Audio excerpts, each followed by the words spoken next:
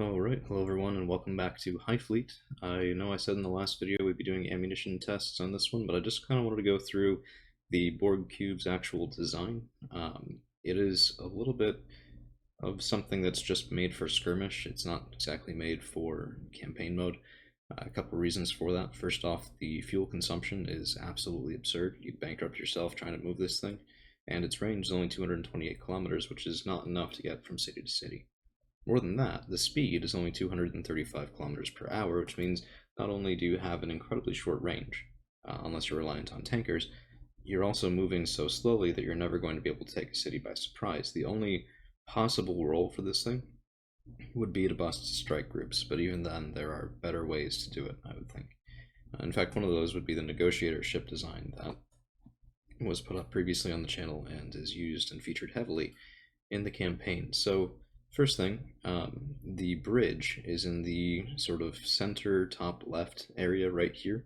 And if you guys noticed in the last combat test, we did get pretty close to having it destroyed because they got through my armor on the left-hand side. How that happened was we took hits to the engine caught fire, and I have no defense systems. Well, I have no emergency systems built into this, right? And I probably should. So there's really no downside to this at the moment, because it's not like I'm taking this thing on campaign. So we're going to put in two EC13 fire suppression systems.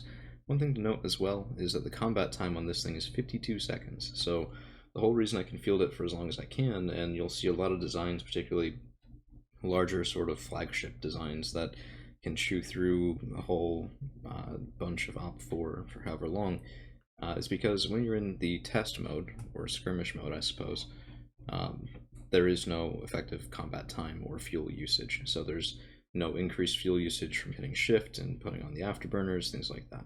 So this thing has four main engines, RD51s, an absolute ton of NK25s, and yeah, I didn't use any of the high efficiency ones. As I said, this was never really made to go out in campaign. And then what we have for armor is a double layer of armor on the top, a double or sometimes even triple on the sides, and then toward the bottom of this thing we have only a single layer, and that's because I didn't want to lower the thrust to weight ratio anymore. It's already pretty slow, and that can be a bit of an issue. The two main guns are Mark 6 180 Squalls, so these are basically the biggest guns you can put on anything in Highfleet without mods anyway, and that's backed up by four 2A37 cannons. Now, something about these cannons, they're for anti-missile use, and that's great. They can also shoot down, I believe, anything 100mm and up they can intercept. It might have to depend on ammo type, I'm not entirely sure, but they're a good defensive system. Having four of them, I think, is quite worthwhile.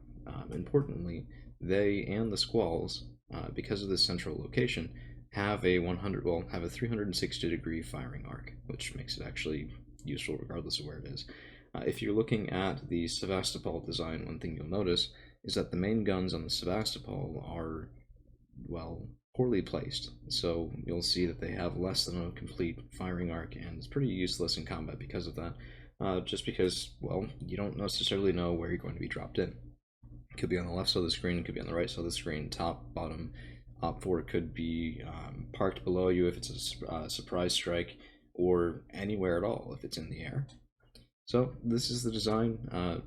Tomorrow's video will feature a second combat test with airburst ammunition, and we'll have to see how that goes. Thank you all for hanging around, and we'll see you again real soon.